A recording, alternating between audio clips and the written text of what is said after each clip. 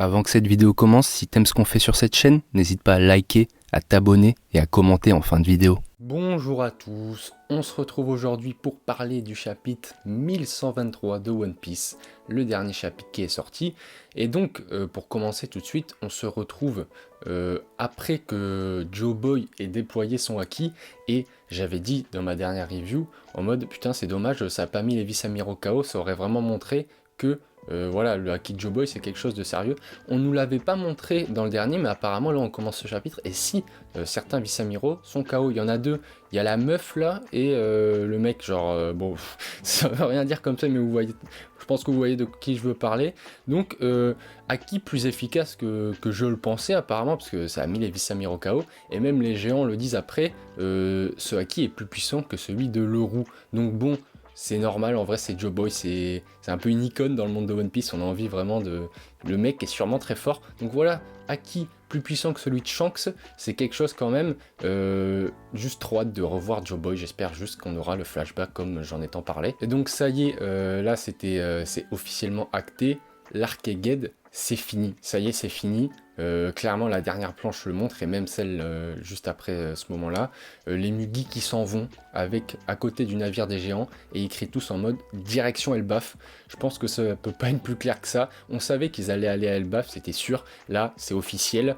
Du coup ils s'en vont, et Luffy qui dit au revoir à Emmet, il dit merci le robot géant machin, et cette planche c'était pour m'abattre, ou c'est comment, vraiment Luffy tout sourire qui dit ciao, et Emmet on voit un peu encore dans les flammes avec son bras cassé et tout, les yeux noirs, enfin vraiment que va devenir Emmet, je me pose vraiment la question, est-ce qu'il va mourir? C'est un robot, donc est-ce que ça a vraiment du sens d'y mourir? Mais voilà, est-ce qu'on le reverra? Parce que on va le voir plus tard, mais il marche du coup avec la Mother Flame, hein, si je dis pas de conneries. Et Vegapunk, bon voilà, on va le voir dans ce chapitre, il est pas très chaud finalement à ce que la Mother Flame s'étende, on va dire, que le projet réussisse vraiment, parce que on va en parler tout de suite. La Mother Flame, ça alimente les armes antiques, du coup, c'est la source d'énergie, et c'est comme ça, grâce à l'arme antique qui a pu être alimentée par la Mother Flame, que Im a pu détruire Lulusia. Et donc là, ce chapitre 1, il est très centré sur Vegapunk, qui nous montre que Vegapunk avait tout prévu, bien sûr. Bon, enfin, je suis un peu content qu'on ait ce truc-là. Je me le disais, c'est le plus grand scientifique du monde, le plus grand génie du monde, le gars a 500 ans sur tout le monde, c'est pas possible que voilà, York l'ait pu le trahir et qu'il ait rien vu venir. Il avait vu venir, lui et ses Stella, ils avaient remarqué qu'il y avait des trucs bizarres, que la Mother Flame elle avait été un peu touchée, en gros quelqu'un y avait touché les Sea Beast Weapon aussi, parce qu'en fait York avait utilisé les Sea Beast Weapon pour livrer la Mother Flame au Gorosei. Et Vegapunk et ses Stella, ils s'en étaient aperçus. Donc, qu'est-ce qu'ils ont fait les mecs? Très simplement, ils ont monté un plan. Voilà, il y a eu le fameux truc du message. En gros, Vegapunk, voilà, il savait que le gouvernement était au courant, il savait que c'était mort pour lui, il allait mourir. Donc il s'est dit, autant que ma mort serve à quelque chose. Et donc voilà, il s'est dit, je vais mourir, c'est sûr. Dans ce cas-là, je vais créer un message pour révéler au monde la vérité. Aohara, il y a 22 ans, il dit, 20 ans, 22 ans, je sais plus, il dit en mode, eux, ils avaient pas ça, nous, sur Egghead, on a la possibilité de faire ça. Donc Vegapunk qui avait tout prévu, avec ces deux Stella, c'est Edinson, je crois. Non, pas du tout, c'est pas Edinson, je sais plus comment il s'appelle, c'est pas Edinson, et je sais plus comment il s'appelle non plus, c'est pas...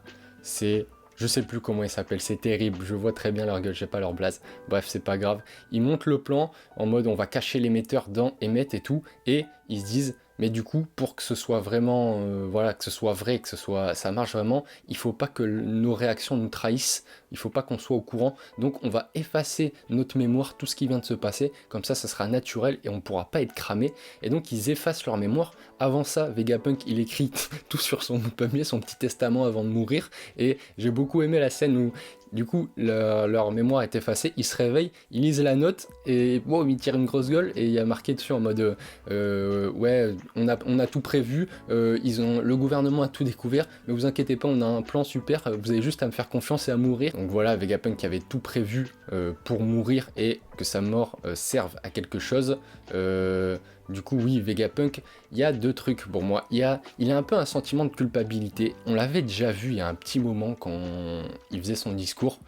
pour moi, il est un peu... Ouais, c'est ça, il y a un petit sentiment de culpabilité parce qu'il est en mode, si j'avais pas... il le dit même en mode, si j'avais pas assouvi mes désirs, si je l'avais pas matérialisé, parce que lui, c'était le scientifique, il était hyper curieux de voir, voilà, de tester la Mother Flame et tout, mais par sa curiosité, ça a fait que une île, enfin vraiment beaucoup de gens sont morts vu que il a créé la Mother Flame, et c'est la Mother Flame qui a permis de tuer tous ces gens de par l'arme antique.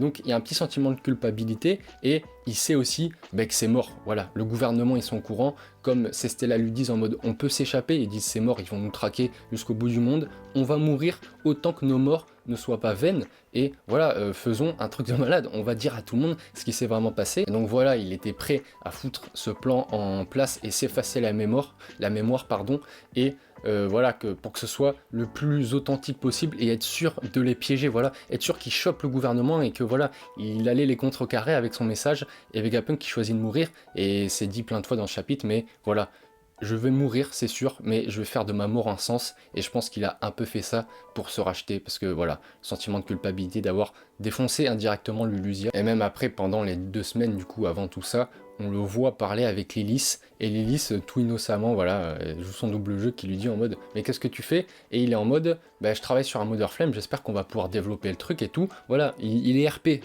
Vegapunk il est RP, grâce à son plan d'avant, et voilà, il se fait pas cramer, il dit ça, mais dans sa tête il en pense pas moins, et il dit j'espère en gros que la Mother Flame, on va jamais réussir à aboutir à quelque chose, parce qu'il sait que du coup si on aboutit à quelque chose avec ça, le gouvernement va s'en servir pour détruire le monde, faire monter les eaux et tout, donc voilà, Vegapunk, il aura été très utile parce qu'il aura fait cette révélation de ouf, mais voilà, sa création, la Mother Flame, ça va enterrer beaucoup de monde. On va voir comment ça va être utilisé par la suite. Est-ce qu'ils vont continuer d'utiliser la Mother Flame, le GM? Je sais pas, on verra bien. Vegapunk, voilà, un bon personnage. Bon, on va parler tout de suite. Est-ce qu'il est vraiment mort? Moi, j'ai beaucoup de mal avec ça. Parce que déjà, on sait, quand ils sont devant son putain de méga cerveau, là, dans le bocal immense, là, avec l'eau, il est en mode, il parle avec ses Stella, et ils sont en mode mais qu'est-ce que la mort veut vraiment dire pour nous? Donc ça déjà c'est un premier indice, et moi j'ai du mal aussi, c'est un truc tout con, mais que pendant qu'ils s'échappaient les Mugi, Sanji il trimballait le cadavre, s'il est mort, de Vegapunk avec lui sur le dos, enfin sur l'épaule, et là ils l'ont même ramené sur le navire des géants. Alors, je sais pas, je trouve ça bizarre qu'ils se trimballent le corps d'un défunt comme ça, je sais pas. Du coup, on sait qu'ils vont à Elbaf, on sait qu'il y a Lilith qui est avec les Mugi, elle est sur le Sunny, je sais plus comment elle s'appelle, la numéro 6 c'était là, je sais plus non plus, elle avait assommé, et donc Lilith est sur le bateau.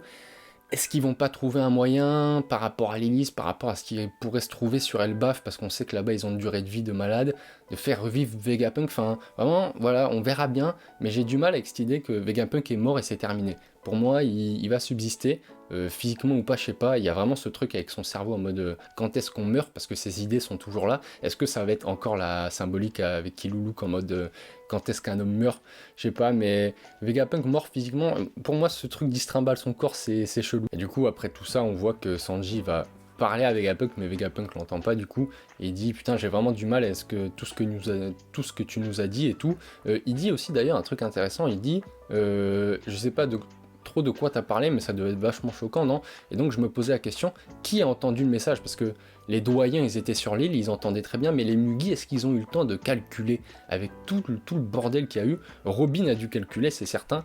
Bon, Luffy, probablement pas. Zoro, je sais pas. Est-ce que les Mugi sont au courant? Parce qu'ils étaient occupés à se battre, machin et tout. Je sais pas si on y reviendra, mais Sanji le dit clairement, j'ai pas tout compris. Est-ce que Robin va faire un topo ou quoi? Luffy, bon, sûrement qu'il va s'en battre les couilles, comme on a vu dans les derniers chapitres, c'est comme ça que ça se passe. Mais Vegapunk, qui avait dit un truc intéressant à Sanji, qui lui avait dit en mode... par contre, le One Piece, je veux que ce soit vous, les Mugi, qui le trouviez. Je sais pas si c'est juste un clin d'œil comme ça et ça aura rien de plus. Ou est-ce que Vegapunk a laissé un truc pour faire en sorte que les Mugi le trouvent? Je sais pas, ça serait un peu les aider. Est-ce que Luffy kifferait ça ou pas? Je sais pas. Donc voilà, j'ai beaucoup parlé pour clôturer ce truc de Vegapunk, mais c'était très intéressant. Vegapunk, très bon perso. J'aime beaucoup Vegapunk. Je me demande vraiment si on va le revoir comme je vous l'ai dit. Mais bref, et on passe à la dernière planche du chapitre. Ils vont à Elbaf, ça y est, c'est officiel. Il l'avait dit plus tôt dans le chapitre, mais là je pense que ça peut pas être plus officiel. Du coup, Elbaf, Usopp ou pas? Parce que moi ça fait un moment que j'attends Usopp, je kiffe le perso. Force est de constater que ça fait plusieurs arcs qui ne sert à rien. Vraiment, Usopp, je le kiffe, mais là, il sert à rien. On a vu qu'il avait retrouvé ceux qui considèrent comme ses maîtres, comme Dory et Brogy. On voit qu'il est sur la planche de fin, il est très au centre. Il y a cette blague avec Luffy qui est complètement HS et qui est en mode oh, attendez-moi, là je peux rien faire. Et donc du coup il est un peu en retrait, ou Usopp qui vraiment se fait porter. Est-ce que c'est juste une connerie comme ça? Je sais pas, j'aimerais bien vraiment qu'on développe de ouf Usopp, mais le problème c'est que Oda il est coutumier du fait de ce genre de truc de pas le faire en fait. Parce que à Wano, on était en mode oh, les origines de Zoro et tout, ça va être développé de malade. On n'a rien eu.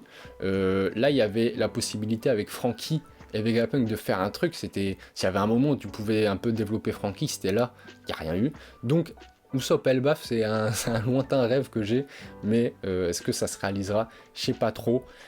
Voilà, fin de ce chapitre. Go Elbaf, Egghead, un arc magnifique. Mais je suis content de voir Elbaf. Est-ce qu'on aura un petit entre-deux maintenant pour voir la situation du monde par rapport à tout ce bordel, les révos et tout? Pour ajouter aussi, c'est vrai que les géants sont très liés à Shanks. On sait que c'est sur Elbaf que Shanks a mis la raclée à Kid.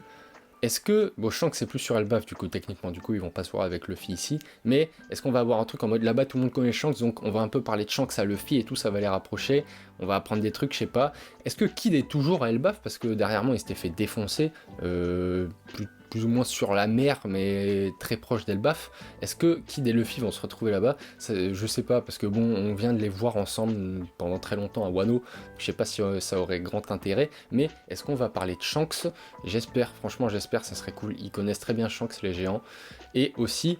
Est-ce qu'on va revoir Big Mom? Je sais pas si beaucoup de monde veut voir ça, mais c'est vrai que Big Mom, on sait pas où elle est, et on sait que voilà, elle est liée aux géants, et on a l'impression que cette histoire, c'est pas clair. Voilà, si Pudding s'était marié, bah elle aurait avec elle l'équipage des géants, Big Mom, et ça aurait été beaucoup trop fort, de la mort qui tue bien sûr. Mais est-ce qu'on va voir Big Mom? Je suis pas sûr que beaucoup de gens veuillent voir ça, mais ça m'étonnerait pas qu'on nous glisse ça. Je suis pas très Yankee, Big Mom, je pense que c'est bon. Peut-être son équipage, je vais peut-être revoir Katakuri, mais Katakuri s'est fait défoncer sur World Cake, c'est vrai. Bref, voilà, c'était une petite théorie de fin de review, je sais pas. Dites-moi en com ce que vous pensez de tout ça, ce que vous avez pensé d'Egghead. Pour moi, c'est un arc génial, vraiment, j'ai kiffé de ouf, j'aimerais bien tout me relire en tome d'une traite, je sais pas quand est-ce que je le ferai. Mais bref, j'ai beaucoup parlé. Sur ce, voilà, dites-moi ce que vous pensez de tout ça en com, likez, abonnez-vous, et sur ce, je vais vous souhaiter une bonne journée, soirée, car je ne sais pas quand est-ce que vous regardez cette vidéo. Salut les mecs.